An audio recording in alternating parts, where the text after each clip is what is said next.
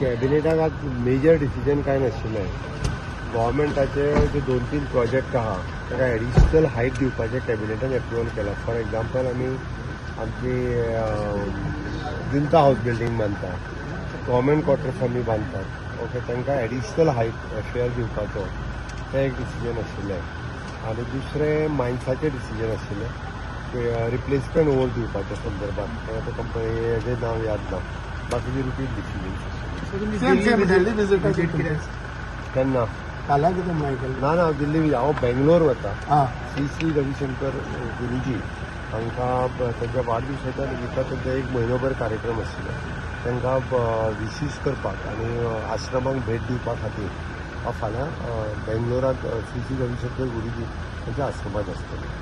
Sir, your ministers have started following it like Sunil and all.